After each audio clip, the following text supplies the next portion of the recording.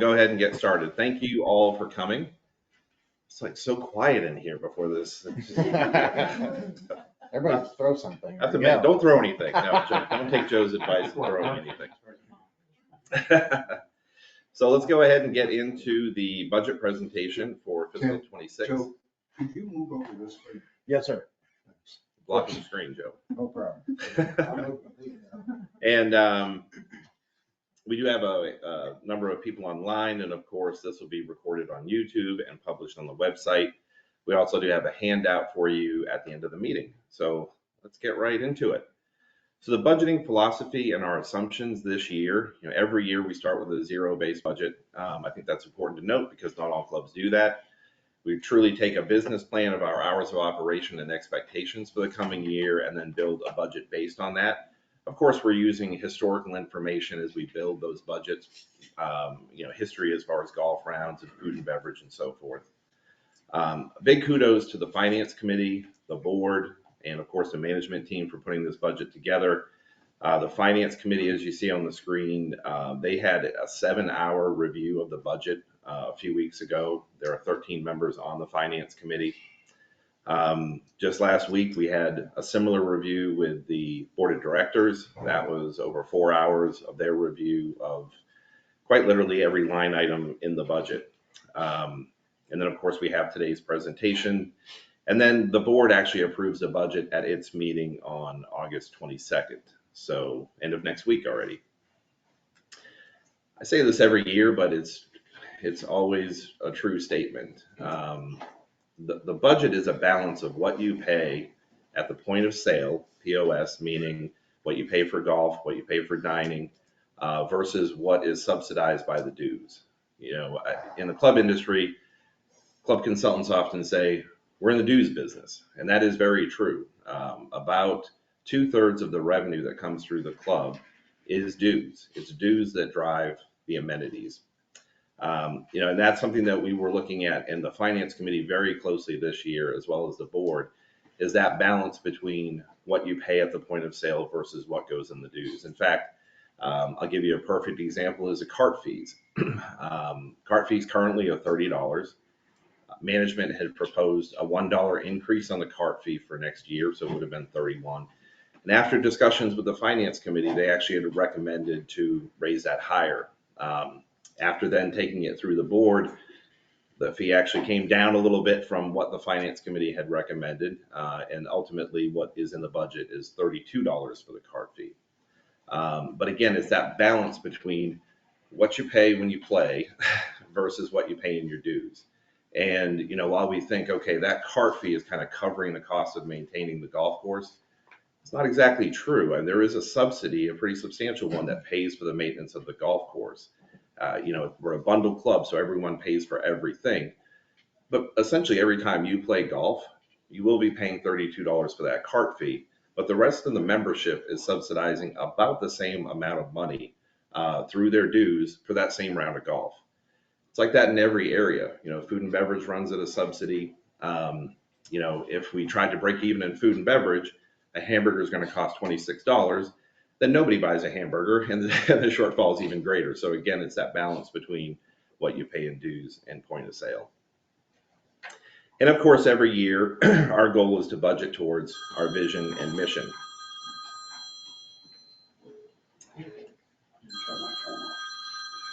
Good. I planted that. So it's just a reminder to go ahead and mute your phones. Thank you, Mr. Meyer. Right on cue. Okay. Recent fiscal years have resulted in an operational shortfall. So let's put that on the table right now. It's been a few years since we had an operational surplus at the end of the year. Now, there's a ton of factors. There's the renovations, that affected 2 fiscal years. There's COVID, there's hurricanes. But at the end of the day, we have got to make budget. We are not in that position right now. Our estimated shortfall for this fiscal year is $250,000. That's 313. Ouch. Whoever said ouch. Nope, back. It's an audible. I gotcha. That's $313 per door that's going to have to be assessed for that shortfall. Now, in an ideal world, obviously, we wouldn't have a shortfall. Our goal is to budget to zero. The difficulty with budgeting to zero is a finite number. $250,000. If you divide that by our total operating income, that's about 1.7% of our total operating income. So you're thinking a regular business, if you miss a target by 1.7%, that may not be so bad. Here, because we're trying to get to zero, that's $250,000 that has to be assessed. So we built this budget with the goal of not having a shortfall next year. We built this budget based on 12 months of accurate historical information. So we built last year's budget with really no history, right? The bistro had just opened, the golf course had just opened. We were a little too optimistic in our revenue projections because we had just a little bit of history. So we built the budget based on some of that knowledge. Now we have 12 months of fully utilizing the club post renovation. So this budget is based on what we already know and what we're seeing as far as revenues and expenses. So there's 4 main drivers in the budgetary impacts to fiscal 26. So I want to spend some time talking about each of those.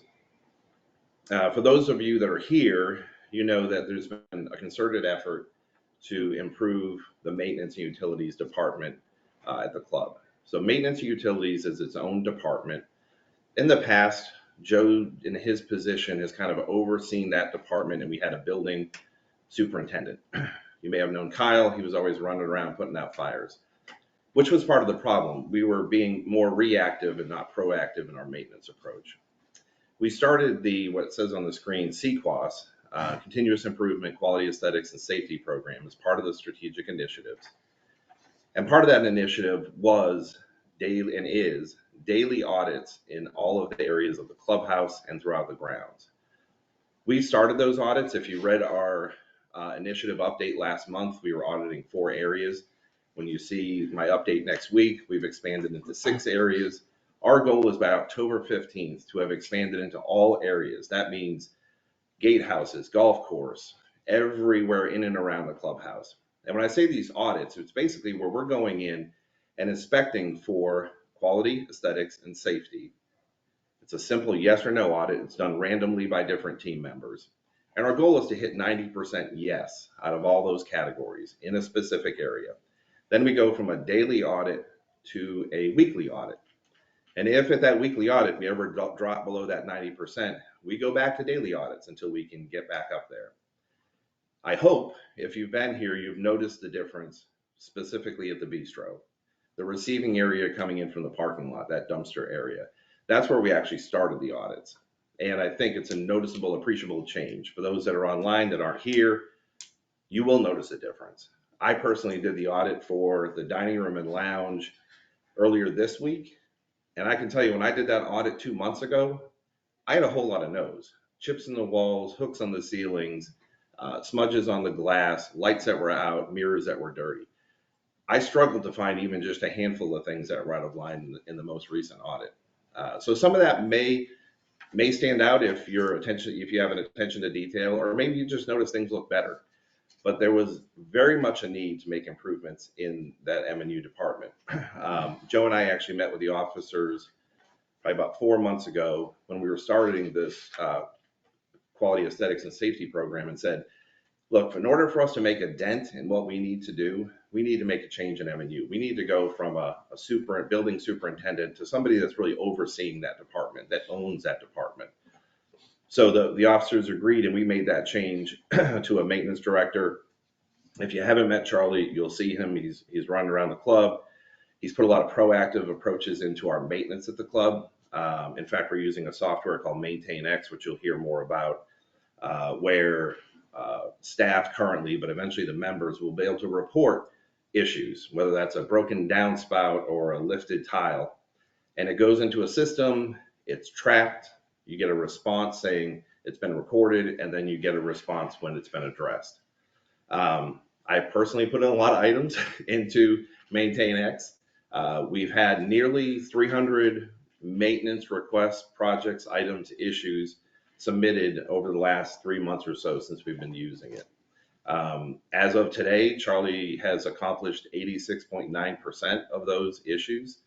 And we're going to be soon rolling it out to the membership to be able to use this platform as well. So the emphasis and focus on taking the maintenance and utilities to a different level is appreciable. I think you'll see it, and you'll see it in the future. And it will result in some savings over time. Obviously, having better preventative maintenance programs in place for our equipment and infrastructure is going to expand the life of those assets. Whereas we may have gotten 10 years out of an air conditioner, maybe we can get 11 or 12 years out of an air conditioner. So that investment year over year from last year's budget is $250,000. It is a lot of money, but I know the finance committee and the board agrees that it's a worthy investment and something that we needed to do. Probably we should have done before, but coming on 12 years from the last big renovation and 2 years from the recent renovation, there is a need for this additional investment in M&U. Non-resident memberships. If you were in this room last year, maybe in the same seats, we talked a lot about this last year. This was a hot topic. After the bistro opened, there was the incident over at the pool and tennis courts with some non-resident members' kids. I'll just say that whole topic blew up probably more than it should have. But the board and leadership took the right approach, which was to say, the members have a concern. Some of it might be perception, but there is a concern. They appointed an ad hoc committee to specifically look at the non-resident memberships. They looked at things from the rules. They developed their own set of rules and regulations just for non-resident memberships, and in a lot of cases were more strict or as strict as it is for owners. We looked at the onboarding process of how they become a member. We looked at what their dues were. We definitely heard from members that they're paying a fraction of what we pay, and they have the same use of our amenities in some cases for 6 months out of the year. So all of that taken into account, and the dues did go up pretty sizably. Summer memberships last year went from $2,500 to $3,500 this year. Mary started to reach out and sell those memberships earlier this year. And pretty much, I have it on the screen, I think, the common theme that we heard was discretionary spending. Concerns about the economy and discretionary spending. And we heard to some degree other things from tightening up the rules. Previously, the children of a non-resident member were considered members. Just like you as owners, if you had children in your household, they'd be considered a member until they're 23 or 24. That proved to be part of the issue that we had with kids over at the pool. Different environment, very active, with kids and, having fun. So one of the things we looked at was no longer would a non-resident member's kids be a member. They'd be a guest of the member. That turned off a couple of people, and to some degree on the golf side too. If you have a high school kid who's in the golf program, that type of thing. So that definitely had an impact. At the end of the day, we only ended up with less than 20 summer members this year. We had budgeted 50. We had budgeted 10 limited annual, and we budgeted 17, I believe it was, social members in fiscal 25. So we have a fraction of that now, which is a big part of the operational shortfall that we have right now. So projecting forward into 26, we have assumed pretty close to the number of non-resident memberships we have right now. We're also working with that ad hoc committee to review the rules, not that we're going to loosen it up, but to look at it, and possibly give the option of them paying their dues monthly, so we're projecting in this budget $3,000 for the summer membership. So again, we went from $2,500 to $3,500. This proposed budget is $3,000 with the option to pay the dues monthly. So every month they get a club bill with $500 on their bill. We're hoping that kind of solves some of that economic uncertainty, discretionary spending concern. But we took a more conservative approach in the number of memberships that we have budgeted for. And kudos to Mary, she made a much greater effort than we ever have in the past soliciting new summer members. We had programs where we were reaching out to other HOAs in the area that don't have golf courses, giving them a special price and trying to get, I think we reached out to 12 different HOA neighborhoods, mine being one of them, and we got a total of 0. So we really need to take a look at this as we go forward. This got a lot of press last year with a membership, a lot of chatter, and it's almost one of those, be careful what you wish for. I think some people said last year, do away with all summer memberships, and we almost did. So, but it comes at a price. If you just look at the dues year over year from non-resident memberships, it's over $200,000 less that's coming in the fiscal 26 budget from the non-resident membership dues. That doesn't even have to do with spending. And it's not just spending. They help to make it make sense to keep the lights on. We've had some dining lately that has been extremely slow. And I'm very sensitive to the fact that I hear every summer the hours of operation get cut back. We're open 3 nights a week for dinner. Arguably, it's not a good business decision. And we were open the other night for 14 people. With non-resident memberships, it helps fill a couple of seats, so it can help make sense that we're open as much as we are, without having to make the drastic, cuts and things like that. That ties into the next item, the labor market. So Stonebridge has a compensation philosophy that was approved by the board to remain competitive, meaning for a given position locally that we will pay competitively. We will pay at or above the average for a position. So there are some positions that we have to make some adjustments on where we're actually, sorry to say this, paying below the average of what a position pays. It also includes a 3% merit increase by department. We do have to make some adjustments for state minimum wages going up $1. The H-2B expenses, and of course what I just mentioned about the M&U department. But going back to that example about dinner in the bistro this time of year, I was just talking to Brenda yesterday and talking about how slow it was in the bistro, and it was bad weather, so she knew it was going to be really slow. And I said, what did you do as far as staffing? She said, well, I sent 4 people home. I said, thank you, I appreciate that. We need to mirror the lack of revenues with the staffing levels. And she said, and Brenda's pretty honest, she said, yeah, it's good for today because we saved a couple of bucks. She goes, but we're going to run the risk of losing staff.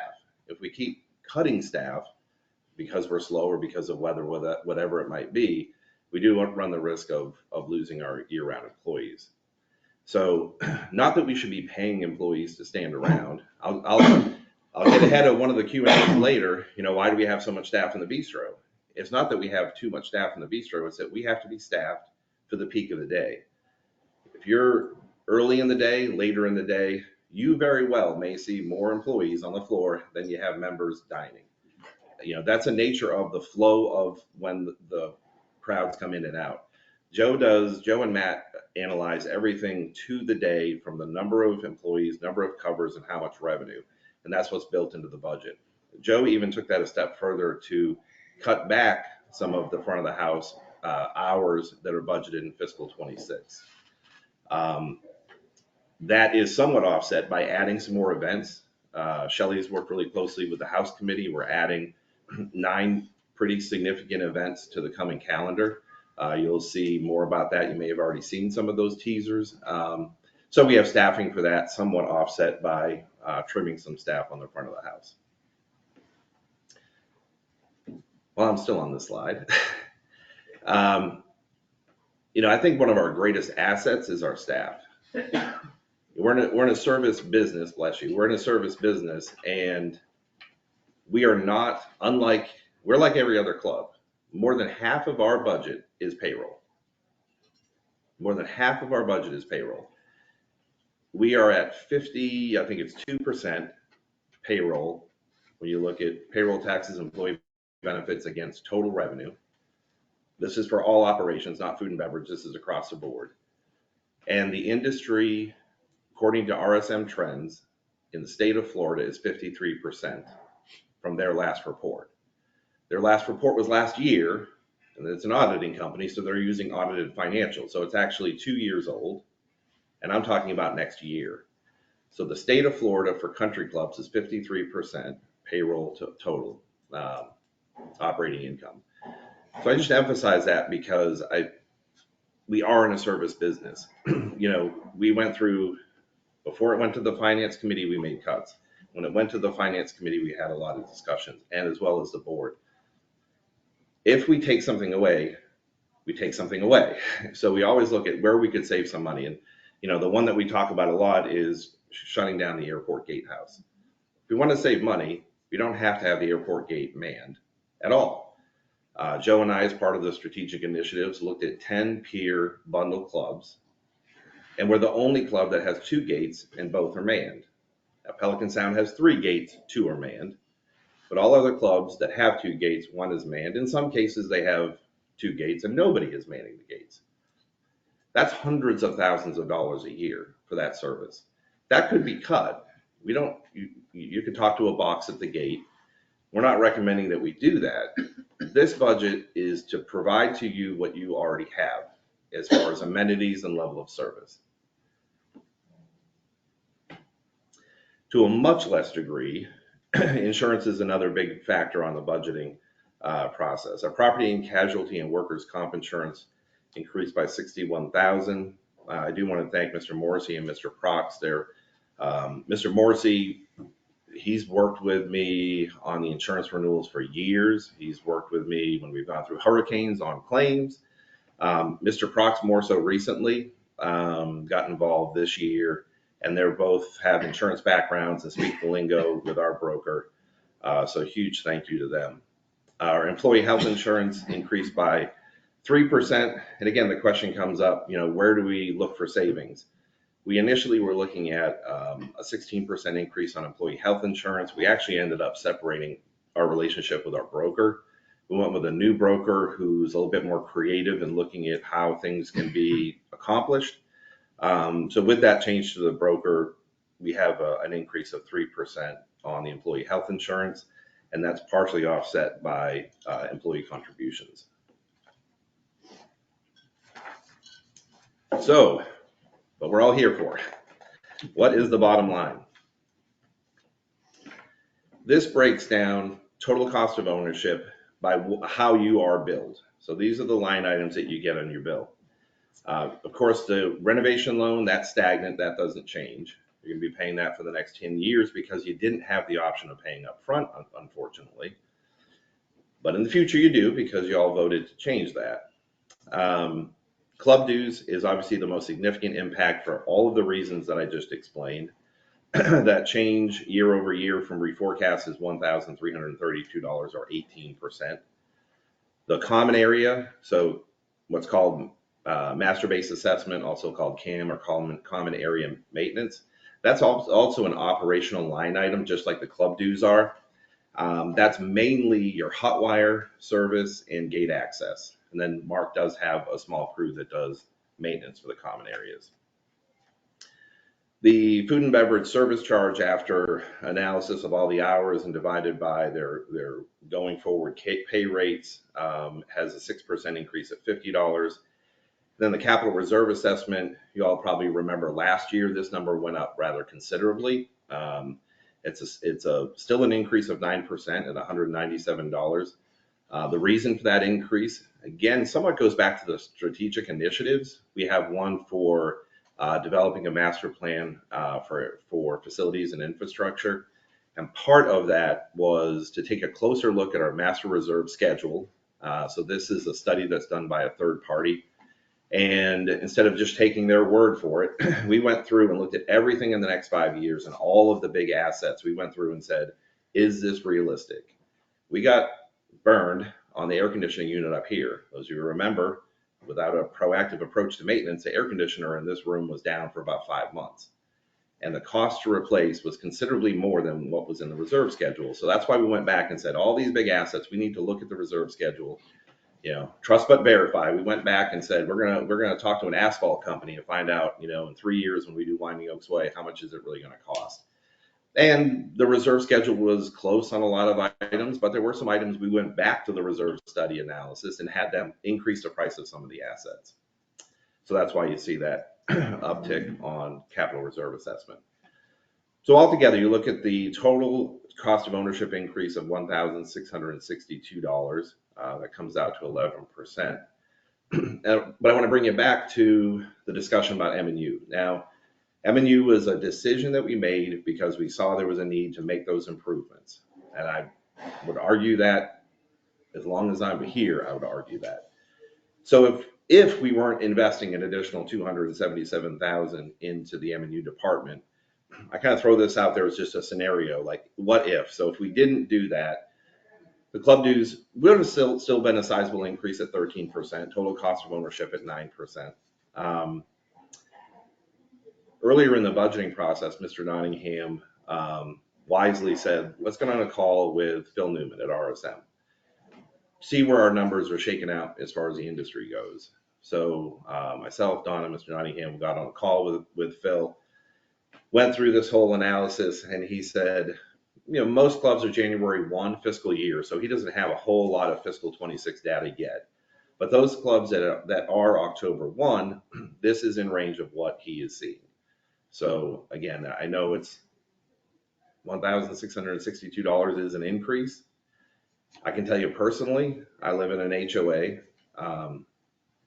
This year it's going to be about $10,000 for my cost of ownership there. We don't have a golf course. We don't have a dining operation. We don't have a nice pool like we do here, but we have a lot of deferred maintenance over there. And I can tell you where I'm going to be faced with assessments year over year. I'm getting an $1,800 assessment because there's a sinkhole at our entrance that I could probably drive my car into right now. Yeah, $10,000. You're obviously paying considerably more than $10,000. We're talking almost 16,600.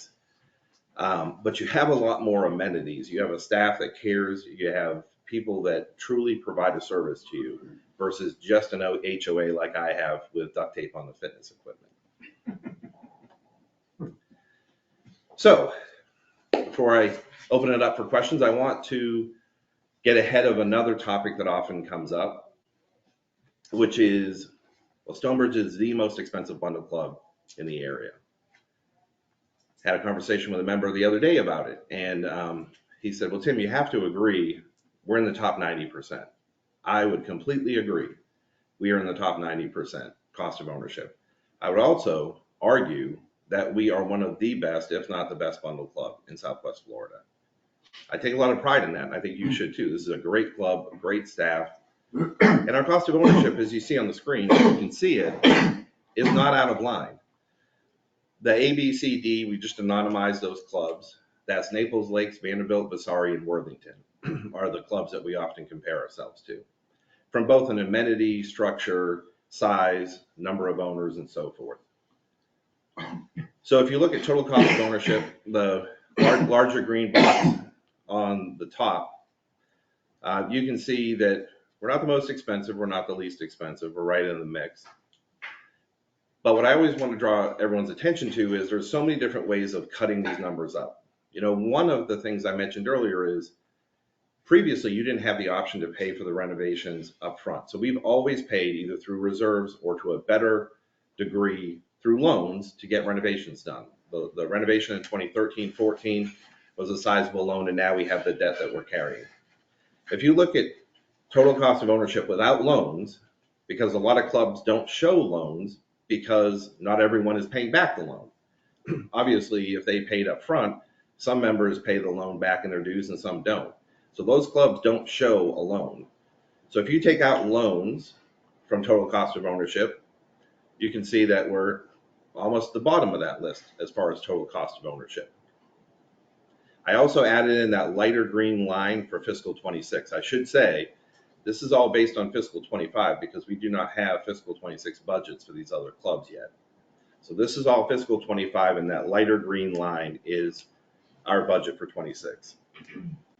So you see, if you take the loans out of the mix, we are right in the mix. Same thing with a service charge. None of these clubs have a service charge. Some have a minimum, But theoretically, you could say, well, we should take that out of the comparison because if you have a minimum, well, if you spend your minimum, you're not going to get billed that. Same with the service charge. If you dine here frequently, you don't have to be paying 20% at point of sale, so you're recouping some or all of that, maybe more of the service charge in your cost of ownership. So if we take total cost of ownership, remove F&B service charge and minimums, you can see where we are, again, right in the middle of the pack. Now, previously I said that our operating dues are club dues and CAM, common area maintenance. So if you just look at operating and reserves, we're actually the least costly of these 5 clubs. Again, that's just looking at operating dues and reserves. So I think I've said enough about that. It's as quiet as it was at the start of the meeting, so I'll just keep going. Another component of the budget is the capital reserves. This will be part of the handout that you'll get. So the capital reserves funds a fair number of leases. A lot of those are in golf course maintenance. Then you'll see a list of things that are projected to be replaced in fiscal 26. The renovation in 2013 that went into use 2014. There's a lot of kitchen equipment and AC units that were put in service in 2014. So those are coming up on 12 years in this budget. So you'll see some replacement of equipment related to that. We've also deferred some of the kitchen equipment that we believe can make it another year, just from a more thoughtful approach to our 5-year capital plan on how that money should be spent, taking that into fiscal 26. This is the resale list. So this is from the resale funds. The one I'd really point out here is the putting a commercial RO system on the clubhouse. Again, thanks to Charlie, really identifying that the water quality at the club was actually damaging a lot of the equipment. So we're going to be putting a reverse osmosis system on the clubhouse, and as well, you'll see a couple of other line items for like the driving range and golf course ice and water machines to put a smaller RO system on that. So one, you have better quality water, but also it makes the assets life much longer. We've had a lot of repairs and maintenance when it comes to the items that dishwashers and things like that use the water. Some of the explanation on the additional numbers below. So the 197,000, that's on the resale fund. The 1.1 million is on the master reserves. You can see the projected year-end balance, anticipated capital contributions. The anticipated capital contributions on the resale fund is an estimate based on our historical split of internal versus external buyers and what our buying history is. So you can see those year-end balances and how we get to the capital reserve assessment. One more slide and then we'll go to Q&A. So this is a new slide for this year because previously the resale fund, the resale fee or the new owner capital contribution was always just a formula based on the your dues. So you all approved and amended the declaration change so that now the board can set that fee. Now there is, there has to be comparable to other bundle clubs in the area. Currently that's at $15,000. And after review with the finance committee of the board, it was thought to leave it at $15,000, and then it will be reconsidered later in the year when we start to hear more from other peer bundle clubs on what they're doing with their fee. Again, most of them set it with their fiscal year, and most of those are January 1. So we'll reconsider that fee, but currently it remains at $15,000. And of course, for an existing owner, under most circumstances, moving internally and selling their other home, there is no resale fee. I'll open up to Q&A. I saw on one page, FY2026 budget, a big chunk of money for air conditioners. Is that to rebuild the reserve or? No, the chunk of money here on this screen, there's 5 units $40,000 to $50,000, 55,000. Right. That's to replace those units. So those were original in put into use in 2014. Those are ones that are identified to have costly repairs. It's going to cost, it would be unwise to spend the money needed on repairs versus replacement, and they are at their useful life. There are a number of other units that we are not replacing that could come up if there is failure. Again, they're 12 years old, and in which case, if it's over $10,000, I have to go back to the board for its approval. Mr. Whirling. Something you might want to talk about is a CDD when you're doing the Yeah. comparisons. So the comment was about a CDD. That's a really good point, because I didn't highlight that on this screen here. Club D, make sure I say this in a way that I don't identify who Club D is. But there are a number of bundle clubs Well, I'll that. say it, sorry. Okay, there you go. Sorry. My in-laws. Okay. All right. Have a CDD and it. Yeah. So a CDD is interesting. You know, Taylor Woodrow built Vasari and they built Stonebridge. When they built Stonebridge, they did not get a CDD from the county. A CDD is basically where the funding comes from the county, and then the homeowners pay that back over time through your taxes. So when you get never see it in a budget. right, you know, so that 2,187, that's the average for Vasari. That does vary by unit. I'm not sure what their factor is, but that's the average of their units. So it pays for initial infrastructure. But interestingly, it also pays for ongoing maintenance of the infrastructure. And that could be broken down into things like gate access, pond management, infrastructure, you know, roadways, street lights, all the things that you all pay either operationally or in your dues. They're paying it through a CDD. So it's not being billed by the club, it's being billed by the county and paid through their taxes. But thanks for bringing that up. That's a good point. And that can be as long as 30 years, by the way. Well, there's so there's a CDD for infrastructure, and then there's an ongoing CDD for maintenance. So not only they could get past their 30 years for infrastructure and then start a CDD for maintenance. And I believe that's what Pelican Marsh is doing now. And I think my in-laws tell me that theirs is somewhere around $3,200 a year. So if you Yeah, the 21 dues, that makes a big difference. Right, because you're going to pay it one way or the other. One way or another. Right. Mrs. Fleming? I have to say thank you, because it's a lot less than I thought. All right, let's go back to the drawing board, guys.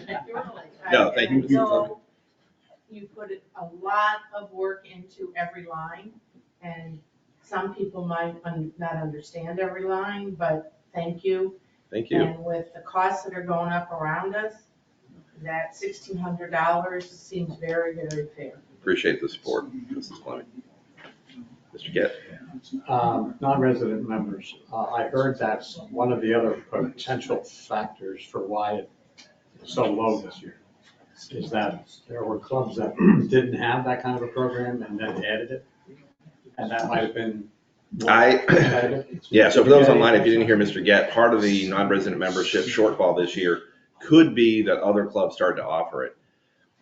And that might be the case. I had heard, I don't know if they did, but I had heard that Manorville was considering it. I'm not sure if they implemented it, but that might very well be the case. Vasari actually was going to do it the year of our renovation. In fact, some of our members were going to join over there for the summer, and they opted not to do it at the last minute. But that could be the case. We didn't hear that from anyone of the prior members that we reached out to, but it could be the case too. Tim, you mentioned the summer membership cost would probably go from 3,500 to 3,000 Yes, and payable monthly. monthly. What are you doing with social and annual?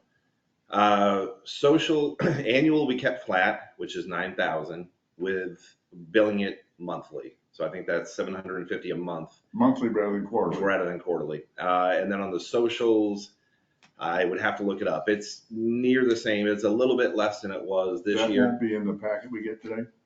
No, it's not. I'll get it for you though. Yeah, I'll get it. But the idea is with all the non-resident memberships is to switch their dues billing to monthly. They're getting a monthly club bill anyway, in the hopes that would entice some more to come back or remain with us.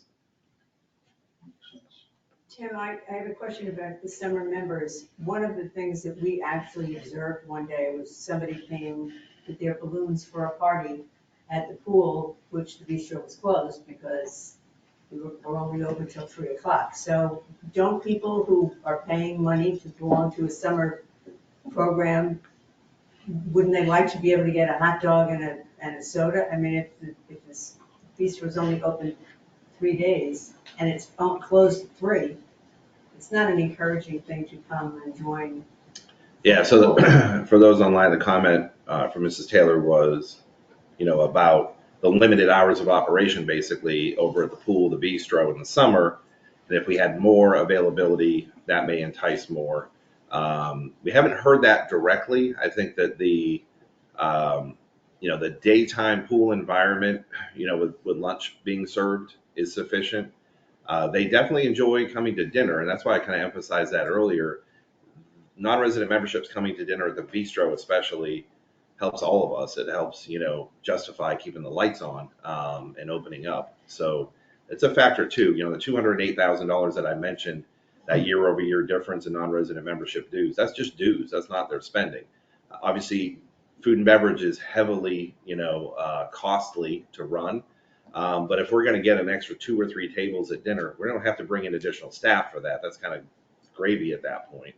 But in golf is where it really hurts because golf goes right to the bottom line.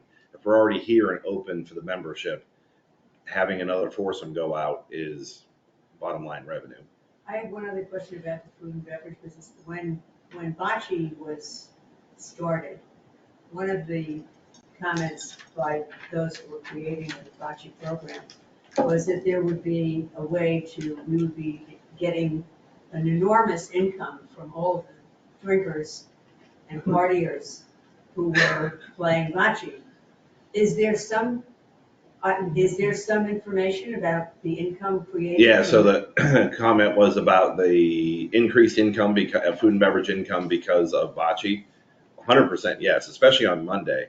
I mean, Joe, when he was doing his analysis for this budget preparation, there were times we had more people on a Monday than a Friday. So that tells you something. But it also told Joe that we have huge fluctuations in the bistro. Obviously, some of it tied to weather, but there could be a Wednesday, perfect weather, no bocce, no other thing, and we're doing 100 covers for dinner, and a similar Wednesday where we're doing 210. So that kind of brings into that challenge of staffing, especially on the front of the house for service levels. But no, we definitely saw a big increase. Tuesday, not as much, but Monday was a big driver.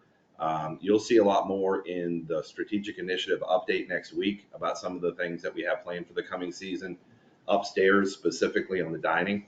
And some of that is to bring value, more value propositions into the dining upstairs to try to, in some cases maybe compete with the bistro, but I would also hopefully think that maybe compete with you leaving the gates.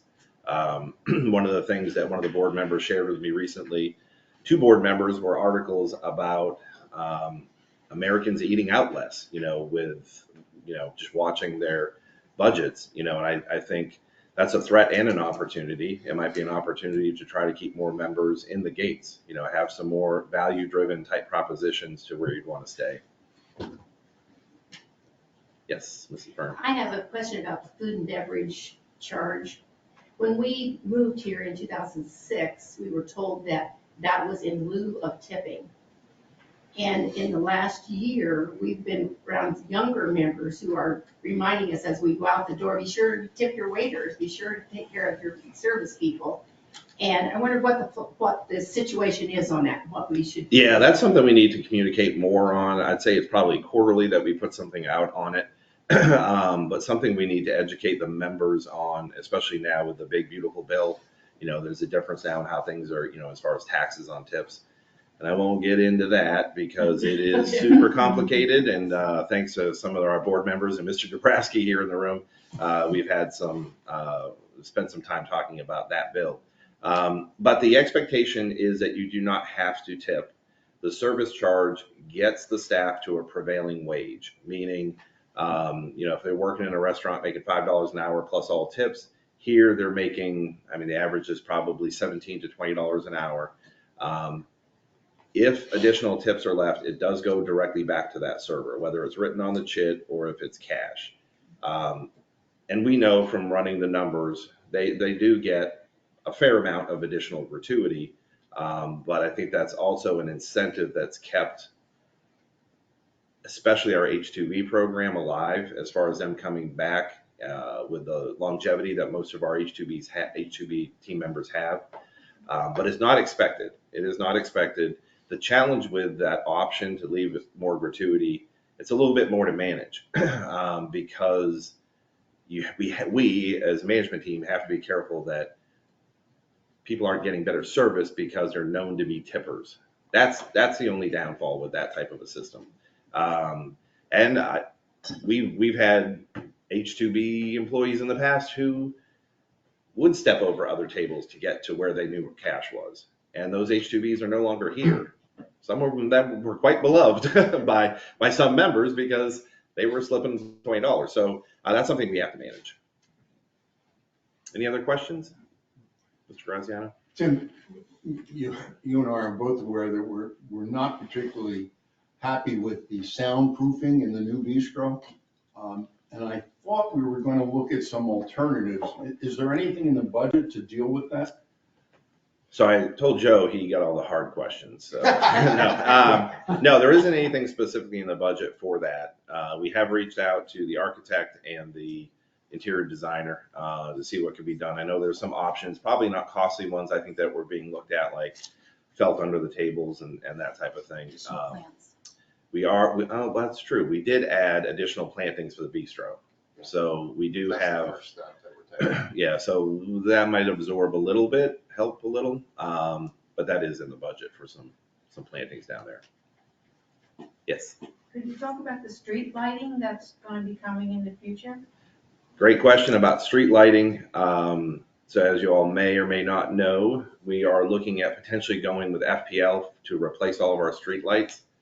Our street lights are, other than the ones that have succumbed to cars and hurricanes, our street lights are all original. So we're talking 30 years. We've had infrastructure issues. There's a program with FPL where they will basically take over the street lights. They'll replace everything back to the transformer. So all new infrastructure, new underground lines, new fixture, everything. And then basically we will pay a monthly fee per fixture, which includes everything. It includes the maintenance, the electricity, the repair, replacement, in lieu of us being responsible for it. We have a subcommittee of the Grounds Facilities and Security Committee that's been working on this for months. The expectation is that we will have a proposal from FPL that we would take to the board in October. If all goes as planned, FPL would be replacing all of our streetlights next summer. This budget currently includes in the capital reserve schedule all of the streetlights. It's $650,000 that we have in the capital reserve schedule for streetlights. Assuming we move to FPL, there's going to be an upfront cost. Yeah, they have to bore all new lines and that type of thing. Finance committee and board will probably say, let's use those reserves to pay the upfront cost, so there's no additional cost to the owner, additional cost. And then that should leave some surplus back into the reserves. Reserves, we actually looked at adding a contingency to the reserves this year, but because of the increase, we thought this isn't the year to add a contingency. And we have almost like a little built-in contingency if we make this change to FPL, which every indication now is that we will be. So good question. Mr. Dabrowski, yeah. Could you just clarify for everyone what neighborhoods are affected by this program? So the question is about the neighborhoods affected with the streetlights. Yes. So the condos own their own land and they're responsible for the maintenance on that land. So if a condo has streetlights and they're responsible for those lights. The anomaly to that is Brayburn, because Winding Oaks Way runs through Brayburn. So we're in the process of working our way through that. We have a maintenance agreement with Brayburn as far as the roadway goes, because obviously a fraction of the traffic in Brayburn on Winding Oaks Way is Brayburn's traffic. So we need to come up with some type of solution for the street lights that are within Brayburn. But the rest of the roads that are maintained by the master association is probably the easiest way to put it. So that's the roads on the cul-de-sacs through single families, it's Bent Tree Lane and Winding Oaks Way. In the parking lot. And the parking lot. FPL would also redo the parking lot, which I think we'd all agree could stand to be a little bit brighter. Mr. Gett, yeah. Staying on streets, you made a comment that, an offhand comment about, in about 3 years or so, there will be the repaving of all of our roads. That sounds like a big ticket item. Do we reserve for that? We do. So the question was about re-asphalting the roads, which we've never done. The roads are 30 years old. We did an asphalt rejuvenation process 12, 15 years ago. Basically puts oils back in the road to extend its life. And that's worked. We've had companies come out and look. That's not a process you can continue to do. So the next step would be where they mill down the asphalt and put a new layer of asphalt on top. It's either 3 or 4 years. That's part of this 5-year plan that we're building. There are reserves for it. And because it's such a big ticket item, that's one that we went to an asphalt company, a company we've used before, and said, what does it cost today? Now, we don't know what it's going to cost in 3 years, but what does it cost today if we were redo the roadways? Their number was a little bit higher than the reserve analysis. So we had Drew Isaac increase the reserve study. And the reserve study is taking into account a 5% inflation factor year over year. So there would be inflation on top of that before we get to the resurfacing. But yeah, that should be all within the reserves. Anything else? If not, thank you all for joining. Thank the board for being here. Thank the board. Thanks, Joe. Thank the board. Tim, online. I think there's somebody online who has a question. Oh, Joe knows how to work that magic. So thank you, Mr. Nottingham.